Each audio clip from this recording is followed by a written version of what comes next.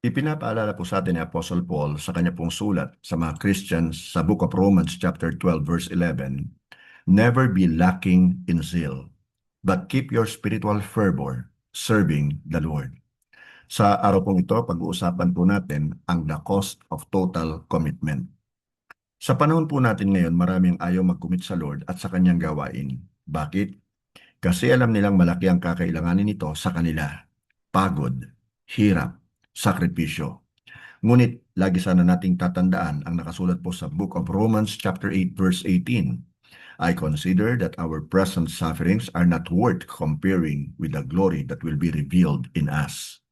So ang tanong po, what is the meaning of commitment? Commitment is a promise, a vow or pledge to fulfill an obligation to a cause. Ngayon, basahin po natin ang ating text mula po sa Book of Matthew, chapter 19, mula po sa verse 16 hanggang 22.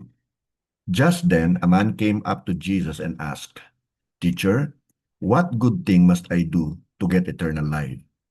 "Why do you ask me about what is good?" Jesus replied, "There is only one who is good. If you want to enter eternal life, keep the commandments." "Which ones?" he inquired. Jesus replied, "You shall not murder. You shall not commit adultery. You shall not steal. You shall not give false testimony. Honor your father and mother, and love your neighbor as yourself." "All this I have kept," the young man said. "What do I still lack?" Sa verse 21, Jesus answered, "If you want to be perfect, go, sell your possessions and give to the poor, and you will have treasure in heaven. Then come, follow me." When the young man heard this, he went away sad because he had great wealth. Bagamat gusto pong maging tagasunod ng Panginoong Hesus, ang mayamang ito ay hindi po lubusang committed sa Panginoong Hesus. Actually, mas committed pa po siya sa kanyang pera o kayamanan kaysa sa Panginoon. Now listen to this. Totally committed means totally committed. 100% committed. Basahin naman po natin ngayon ang nakasulat sa Matthew chapter 10 mula po sa verse 34 hanggang 39. "Do not suppose that I have come to bring peace to the earth. I did not come to bring peace, but a sword. For I have come to turn a man against his father, a daughter against her mother, a daughter-in-law against her mother-in-law. A man's enemies will be the members of his own household. Anyone who loves their father or mother more than me is not worthy of me. Anyone who loves their son or daughter more than me is not worthy of me. Whoever does not take up their cross and follow me is not worthy of me. Whoever finds their life will lose it, and whoever loses their life for my sake will find it." Lahat tayo ay dapat pong maging totally committed kay Lord. Committed ng higit pa sa lahat ng tao at bagay. Yes, dapat lang tayong maging committed sa ating pamilya, ngunit higit kanino pa man, dapat mas higit tayong committed sa Diyos. Total commitment requires a personal commitment to God.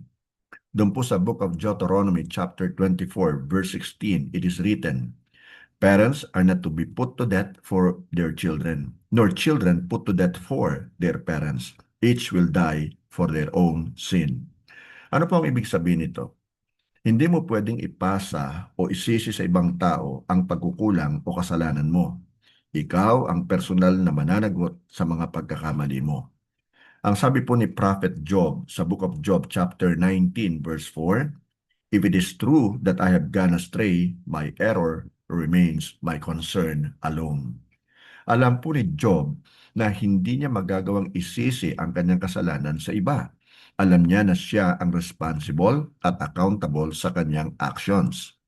Sa Jeremiah chapter 31 verse 30a, nakasulat, "Everyone will die for their own sin."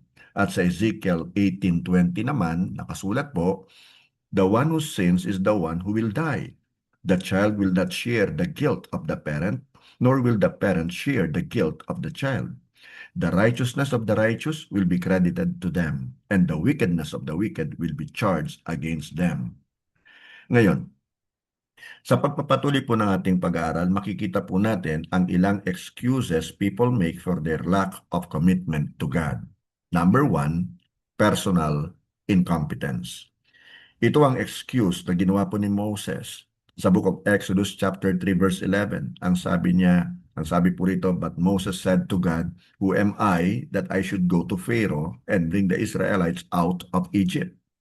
At sa Exodus chapter 3 verse 30 naman, Moses said to God, suppose I go to the Israelites and say to them, the God of your fathers has sent me to you, and they ask me, what is his name? Then what shall I tell them?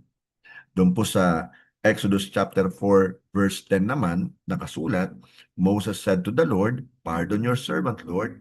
I have never been eloquent, neither in the past nor since you have spoken to your servant.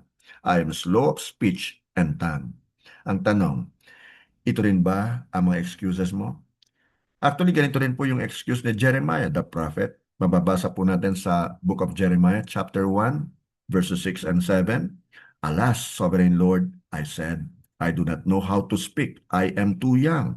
But the Lord said to me, do not say, I am too young. You must go to everyone I send you to and say whatever I command you. Again, kapatid, ito rin ba ang excuse mo? Tandaan mo itong mabuti. God does not call the able, He calls the available. God does not call the qualified, He qualifies the called.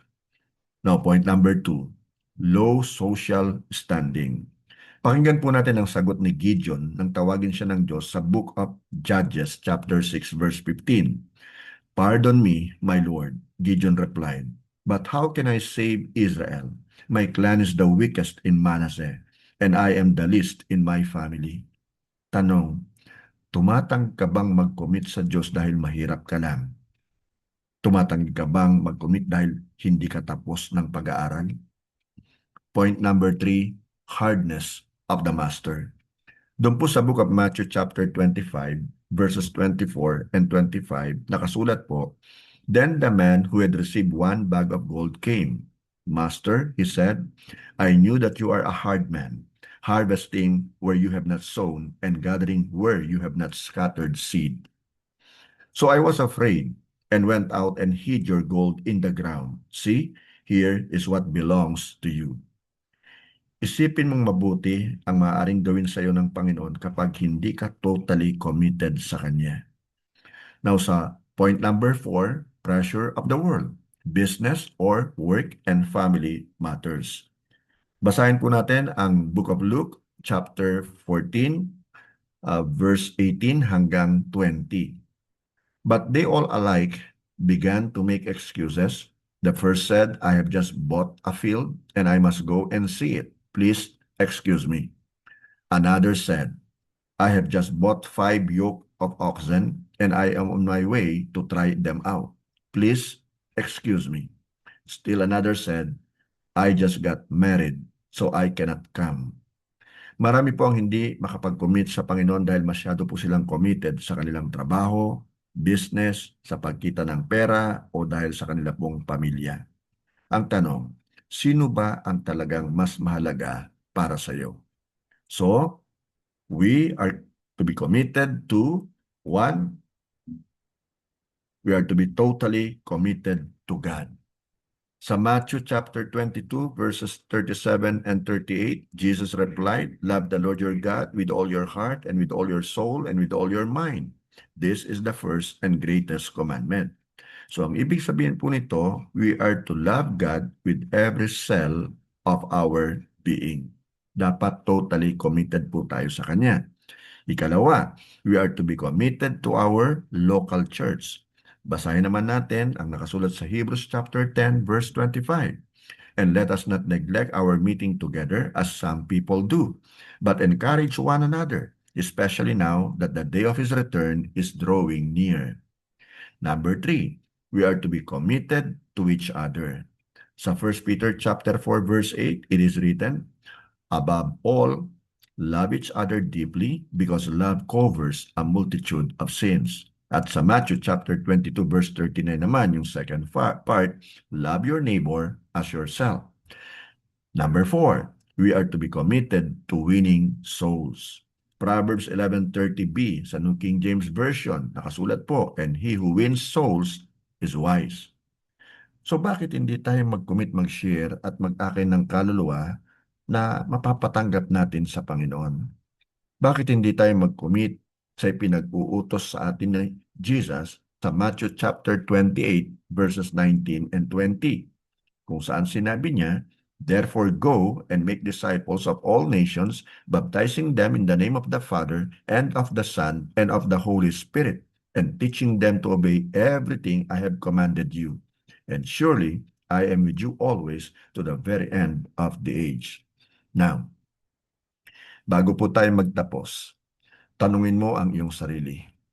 Totally committed ba talaga ako sa Diyos at sa mga ipinapagawa niya sa akin? Or am I just trying to get by? Am I just going through the motions? Tandaan po natin itong mabuti, kapatid.